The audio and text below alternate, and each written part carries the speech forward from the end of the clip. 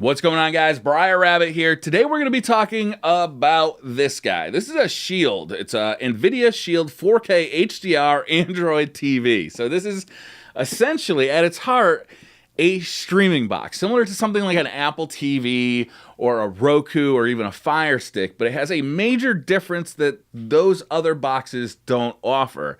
And that is the ability to game stream from your PC. And that's primarily what we'll be talking about in today's review. So it is a streaming box. It does things that you expect a streaming box to do. Whether you're an Amazon Prime member and you want to watch those videos, Netflix, YouTube, whatever it is, it does those things. You can watch Twitch, you can watch whatever you want.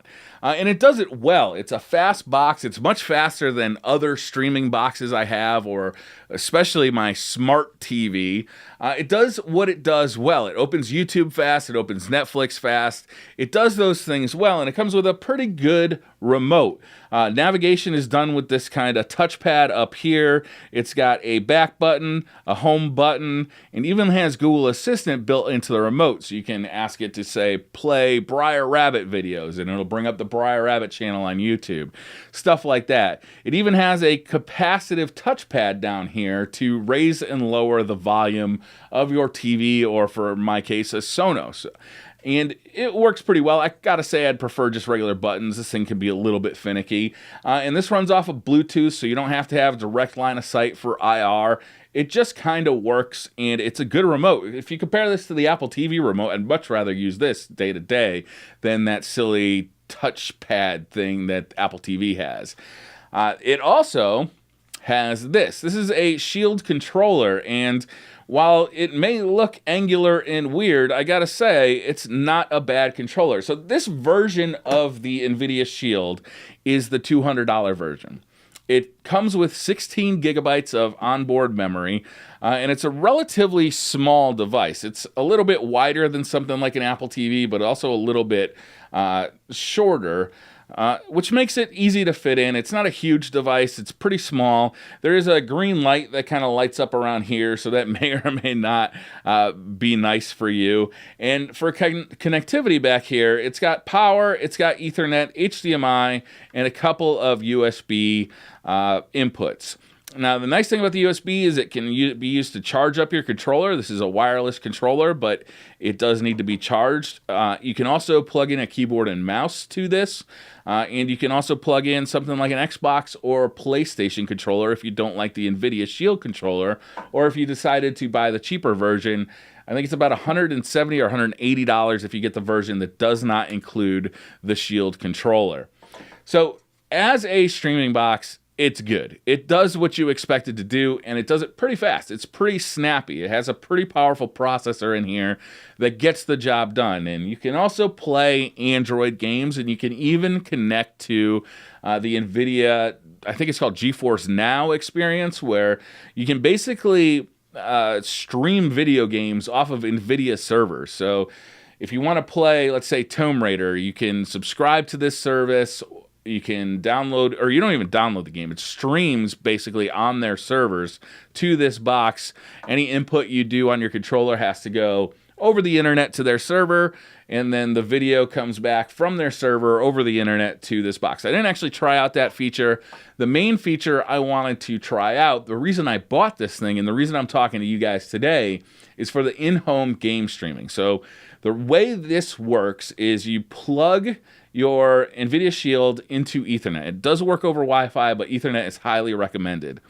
And this box connects to your PC. So for instance, my PC is up in the office, but I have this in my living room. So what it does is it connects to your PC through Ethernet, and then it'll play games on your PC, but use this controller as the input method, or a keyboard and mouse if you plug it into here, and then the video is fed from the PC to this box and out to your TV.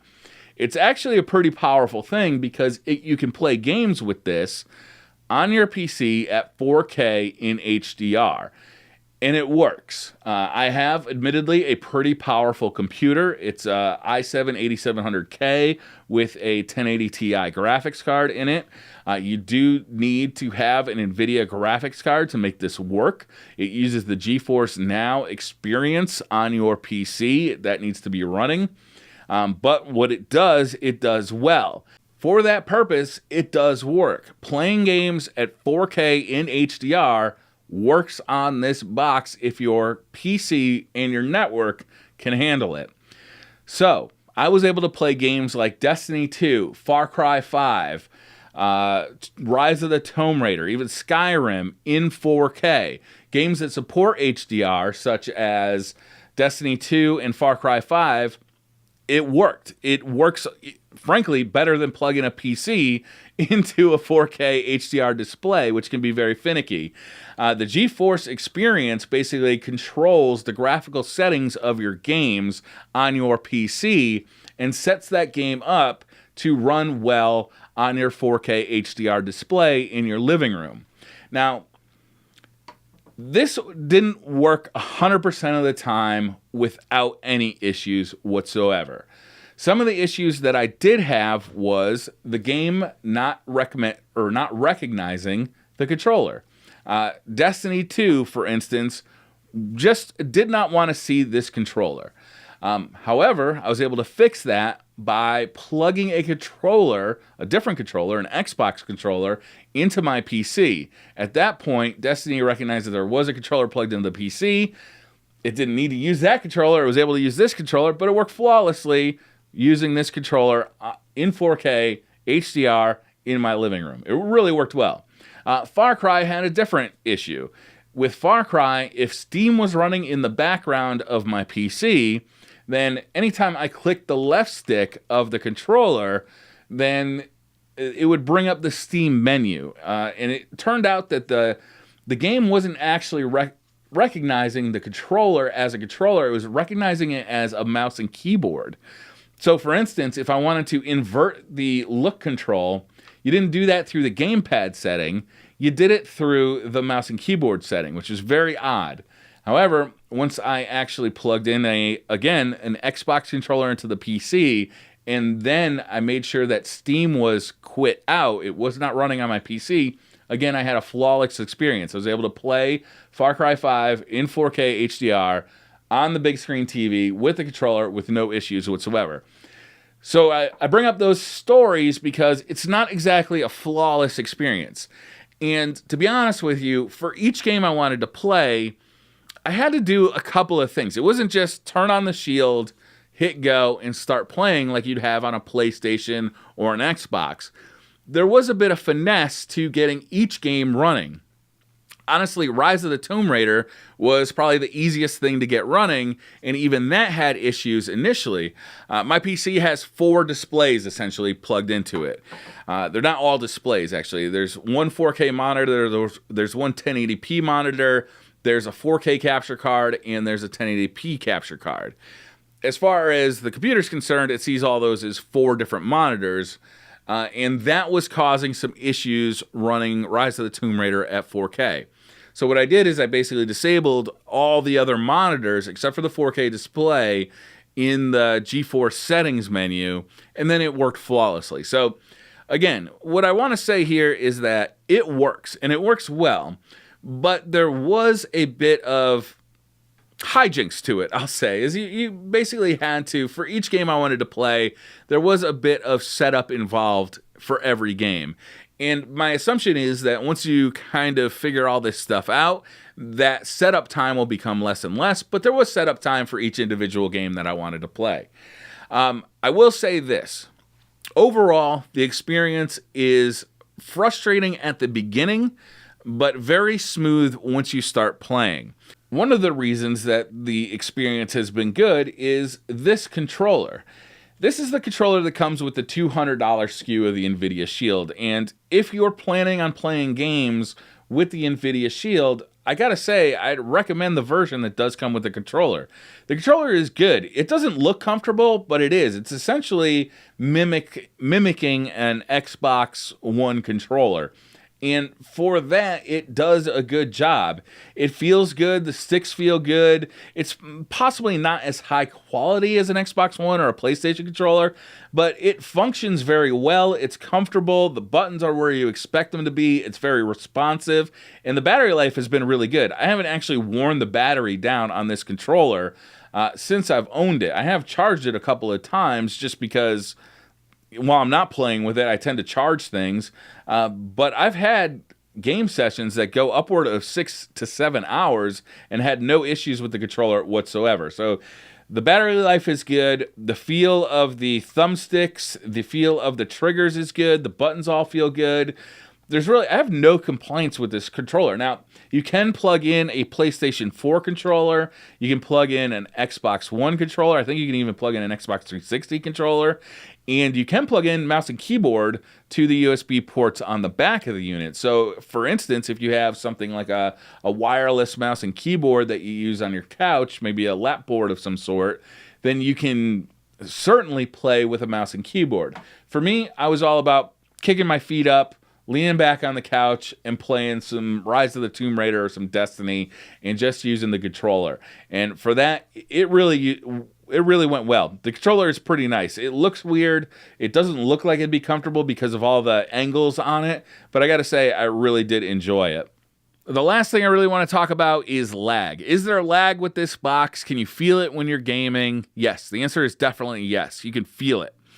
It's not awful. You can totally get past it. You can kind of get used to it. I wouldn't want to be a competitive gamer trying to, rank up in Overwatch or, whatever game, whatever you're playing. I wouldn't want to do competitive first-person shooting with this. For that, I'd much rather be in front of my PC with a mouse and keyboard, getting the best possible experience. But for a single-player campaign, for having your feet up, it really doesn't make that big a difference. If you think about it, really, your input has to go from the controller to the box, from the box over Ethernet to your PC.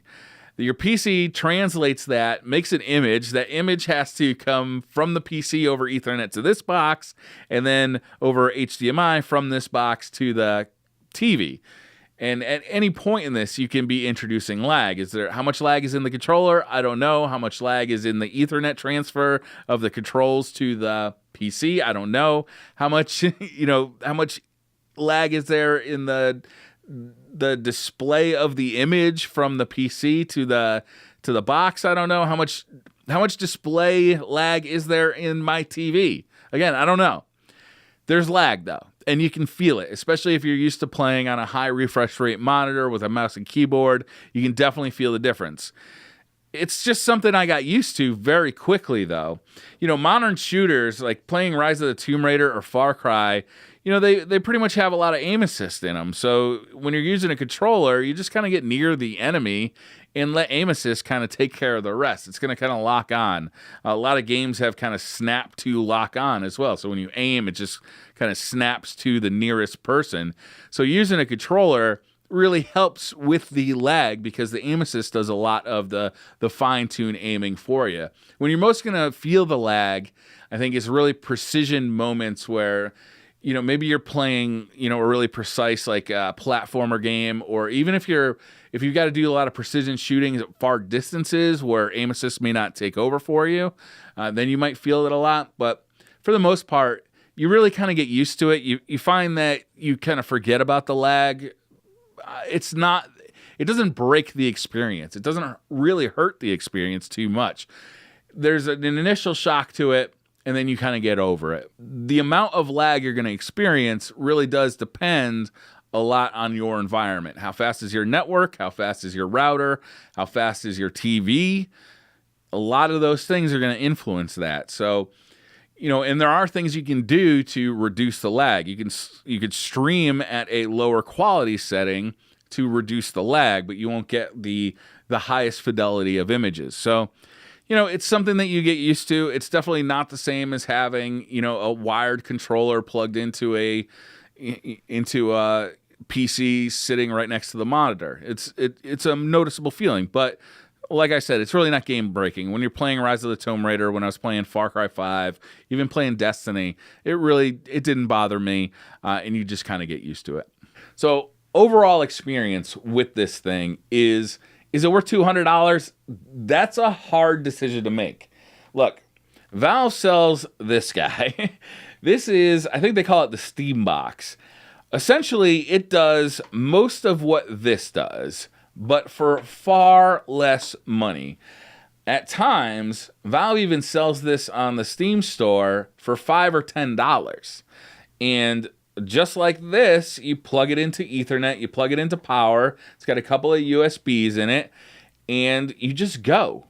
It connects to your Steam library, and you can play 90% of your games using a controller, like a PlayStation 4 controller or an Xbox One controller, or a mouse and keyboard on your TV. Now, what are the differences between the two? Why would you want the Nvidia Shield over something that you could get for $5 or $10? The main difference is this supports 1080p, this supports 4K HDR. So if that makes a difference to you, then this is nice. Is it $200 nice? I don't know. That's really up to you. That's going to depend on how good your TV is. It's going to depend on how good your computer is. It's going to depend on a lot of factors. I will say that for the most part, I really enjoyed this thing while I was using it. Now being able to play games like Far Cry 5 or Destiny 2 at 4K HDR, I'm really impressed with this box. There is a bit of cooling to this box. You can see there's some grills on the bottom. There's some grills in the front. I don't believe there's a fan. I think it's just passive cooling. The box is very small. It feels well built. It's very plasticky. You basically turn it on by hitting any button on either the remote or on the controller. The controller does have quite a bit of functionality. You can access any in-game menus. Basically, it's got a start and a select button. Then it's got a special GeForce button where you can get into the menu of the Nvidia Shield. So overall, if the goal is to get 4K HDR, it's a lot cheaper than buying a second PC for your living room. It's a lot easier than moving your PC into the living room if you currently have it set up in the office or the game room. And, I'm able to play a game like Destiny 2 or Far Cry 5 at 4K, 60 frames per second, HDR, and that's not something that PlayStation 4 Pro or Xbox One X can offer me. So, yeah, this is $200, but it's not $500 like an Xbox One X, and it's not $400 like a PlayStation 4 Pro. But you do need a $3,000 PC to really get the most out of it. So value-wise, it's really going to be up to each individual user. Do you have a TV that can take advantage of it? Do you have a computer that can take advantage of it? If you just want to get 1080p, 60 frames per second gaming, then again, the Steam Link will definitely do that for you. And like I said before, I never had much of a problem with the Steam Link at all. It does pay. Use that Ethernet. Use the Ethernet on both of these. If you have something like this, make sure you've got it plugged into Ethernet. Don't try and use Wi-Fi. Even if your Wi-Fi is good, it's not as good as Ethernet. So for $200, I'll be keeping this. I'm not going to be returning it because what I've found is that I really like being able to play some of my PC games in the living room at 4K 60 frames per second. It's been very appealing. I've liked the controller. I was a little worried about the controller, but I figured I'll just plug in an Xbox controller or a PlayStation controller if I don't like it. But to be honest with you, I like the controller. I'm very satisfied with the controller. And the media features work well too. Netflix works flawlessly. YouTube is very fast. I gotta say, just using like the regular navigation features, like if you compare this to a smart TV or even my Apple TV, I have the 4K Apple TV. This just feels faster and snappier. I don't know if it's the processor or if it's because the UI is slimmed down or if this is really my first experience with Android TV as an operating system. So I don't know if it's always that snappy, but it feels really snappy and really good. So overall, I've been very impressed with it. For $200, it's really, individually, you got to make up that decision. Is it going to be worth $200 to you? That's a decision that you have to make. For me, it was definitely worth it. It's really improved my gaming life because now I don't have to compromise between playing 1080p if I want to play in the living room. I can now play in the living room 4K with HDR at 60 frames per second, and that's really been good. So thank you guys for watching this review. Let me know if you guys liked it. If you have any questions, leave them down in the comments below. There's definitely some other things that this thing does that I didn't really talk about. You can actually plug it in and just run Android games. You can plug it in and run the GeForce Now service, which is a subscription service. There's all sorts of things you can do with this that I didn't really cover in this review. Really, I wanted to talk about game streaming, and for that, I gotta say, I'm very impressed with the box. Thank you guys for watching. Hit that subscribe button if you liked the video, and I'll see you guys next time. Bye.